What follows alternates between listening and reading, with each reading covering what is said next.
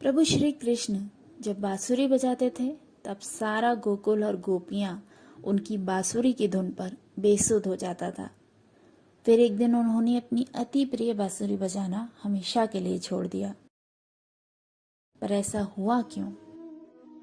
नमस्कार दोस्तों, मैं नेहा अपने चैनल तरंग पर आप सभी का हार्दिक स्वागत करती हूँ। जब भी प्रेम की बात होती है तो श्री कृष्ण और राधा के प्रेम की मिसाल सबसे पहले आती है। राधा श्री कृष्ण के प्रेम को जीवात्मा और परमात्मा का मिलन कहा जाता है। श्री कृष्ण और राधा जी ने जीवन भर अपने मन में प्रेम की स्मृति को बनाए रखा और यही उनके रिश्ते की सबसे बड़ी खूबसूरती थी। कहा जाता है कि श्री कृष्ण को केवल दो ही चीजें ज्यादा प्रिय थीं, एक तो राधा रानी और दूसरी उनकी बांसुरी। कृष्ण जी की बांसुरी की धुन पर राधा रानी श्री कृष्ण की तरफ खींची चली जाती थी। राधा जी की वजह से ही श्री कृष्ण बांसुरी को हमेशा अपने पास ही रखते थे, या यूं कहिए राधा जी के लिए ही कृष्ण जी बांसुरी बजाते थे। भले ही कृष्ण जी और राधा जी का मिलन नहीं हो सका, लेकिन उनकी बांसुरी उन्हें हमेशा एक सूत्र में बांधे रही। श्री कृष्ण के जितने भी चित्रण मिलते हैं उनमें उनकी बांसुरी की एक मुख्य भूमिका है। बांसुरी श्री कृष्ण का राधा के प्रति प्रेम का प्रतीक है। जब जब श्री कृष्ण बांसुरी बजाते थे तब तब राधा श्री कृष्ण की बांसुरी की धुन पर खींची चली जाती थी। ऐसा कह सकते हैं कि बांसुरी और राधा रानी श्री कृष्ण के हर पल समीप रहते थे। भगवान श्री कृष्ण से राधा पहली बार तब अलग हुई जब मामा कंस ने बलराम और कृष्ण को आमंत्रित किया। मथुरा जाने से पहले श्री कृष्ण राधा जी से मिले थे। राधा कृष्ण जी के मन में चल रही हर गतिविधि को जानती थी। राधा को अलविदा कह कृष्ण उनसे दूर चले गए। कृष्ण राधा से ये वादा करके गए थे कि वो वापस आएंगे, लेकिन कृष्ण राधा के पास वापस नहीं आए। उनका विवाह भी रुक्मणी जी के साथ हो गया। रुक्मणी जी ने भी श्री कृष्ण को पाने के लिए बहुत जतन किए थे। श्री कृष्ण जी से विवाह के लिए वह अपने परिवार के खिलाफ चली गई थी। रुक्मणी ने कृष्ण को पाने के लिए प्रेम पत्र भी भेजा था कि वह आकर उन्हें अपने साथ ले जाएं। इसके बाद ही श्री कृष्ण जी ने रुक्मणी से विवाह कर लिया।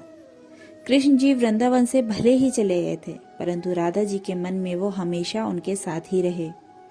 कृष्ण जी के वृंदावन से जाने के बाद राधा जी का विवाह एक यादव से हो गया। राधा रानी ने अपने दाम्पत्य जीवन की सारी रस्में निभाईं और बूढ़ी हुईं, लेकिन उनका मन तब भी कृष्ण के लिए समर्पित था। सारे कर्तव्यों से मुक्त होने के बाद राधा आखिरी बार अपने प्रियतम श्री कृष्ण से मिलने गईं। जब कृष्ण ने राधा को देखा तो वह बहुत प्रसन्न हुए। दोनों ने संकेतों की भाषा में एक दूसरे से काफी देर तक बातें की। राधा के अनुरोध पर कृष्ण जी ने उन्हें महल में एक देविका के रूप में नियुक्त किया। राधा दिन भर महल से जुड़े हुए कार्य देखती थीं और मौका मिलते ही कृष्ण के दर्शन कर लेती थीं, लेकिन वह महल में कृष्ण जी से आध्यात्मिक जुड़ाव महसूस नहीं कर पा रही थीं, इसलिए वह महल से दूर चली गईं। उन्होंने सोचा कि वह दूर जाकर श्री कृष्ण से गहरा आत्मीय संबंध स्थापित कर पाएंगी। धीरे धीरे समय बीता और राधा बिल्कुल अकेली और कमजोर हो गईं। उनके आखिरी समय में भगवान श्री कृष्ण उनके सामने आ गए। कृष्ण जी ने राधा जी से अनुरोध किया कि वह उनसे कुछ मांगे। कृष्ण जी के इस तरह के अनुरोध पर राधा जी ने कहा कि वह उन्हें आखिरी बार बांसुरी बजाते देखना चाहती हैं। श्री कृष्ण ने बांसुरी ली और बेहद सुरीली धुन में बजाने लगे। श्री कृष्ण ने तब तक बांसुरी बजाई जब तक राधा जी आध्यात्मिक रूप से उनमें विलीन नहीं हो गईं। बांसुरी की धुन सुनते सुनते राधा जी ने अपने शरीर का त्याग कर दिया। कृष्ण जी जानते थे कि उनका प्रेम अमर है, इसके बावजूद वे राधा जी की मृत्यु बर्दाश्त नहीं कर सके। कृष्ण जी ने प्रेम के प्रतीकात्मक अंत के रूप में बांसुरी तोड़कर झाड़ी में फेंक दी और उसके बाद श्री कृष्ण ने जीवन भर बांसुरी नहीं बजाई। तो दोस्तों, अगर आपको ये जानकारी पसंद आई हो तो अपने विचार मेरे वीडियो के कमेंट सेक्शन में मेरे साथ शेयर कीजिए और मेरे वीडियो को लाइक कीजिए, मेरे चैनल को सब्सक्राइब कीजिए। धन्यवाद।